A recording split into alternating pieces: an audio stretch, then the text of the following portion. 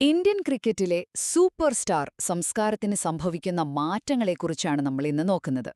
പുതിയ കോച്ച് ഗൗതം ഗംഭീരും chief selector Ajit അഗാർക്കറും വന്നതോടെ ഇന്ത്യൻ ടീമിൽ വലിയ മാറ്റങ്ങൾ വരികയാണ്. ചുരുക്കി പറഞ്ഞാൽ, പ്രശസ്തിയേക്കാൾ പ്രകടനത്തിനും ടീമിന്റെ വിജയത്തിനും പ്രാധാന്യം നൽകുന്ന ഒരു പുതിയ രീതി. അപ്പോ എന്തൊക്കെയാണ് ആ പ്രധാന മാറ്റങ്ങൾ? ഒന്നാമത്തെ കാര്യം, സൂപ്പർ സ്റ്റാർ പരിഗണനയൊക്കെ അവസാനിപ്പിച്ചു. ഇനി ടീം സെലക്ഷന്റെ പ്രധാന മാനദണ്ഡം നിലവിലെ ഫോം മാത്രമാണ്. അതിന് ഏറ്റവും വലിയൊരു ഉദാഹരണമാണ് ശുഭ്മാൻ ഗില്ലിന്റെ കാര്യമല്ലേ. T20 ടീമിന്റെ വൈസ് ക്യാപ്റ്റൻ ആയിരുന്നിട്ട് പോലും ലോകകപ്പ് ടീമിൽ നിന്നു പുറത്തായി. രണ്ടാമതായി, ആഭ്യന്തര ക്രിക്കറ്റ് ഇപ്പോൾ നിർബന്ധമാണ്. BCCIയുടെ സന്ദേശം വളരെ വ്യക്തമാണ്. നിങ്ങൾ രാജ്യത്തിനു വേണ്ടി കളിക്കുന്നില്ലെങ്കിൽ രഞ്ജി ട്രോഫി പോലുള്ള ടൂർണമെന്റുകൾ കളിച്ചിരിക്കണം. ഇത് പാലിക്കാത്തതുകൊണ്ടാണ് ശ്രേയസ് അയ്യർക്കും ഇഷാൻ കിഷനും സെൻട്രൽ കോൺട്രാക്ട് നഷ്ടപ്പെട്ടത്.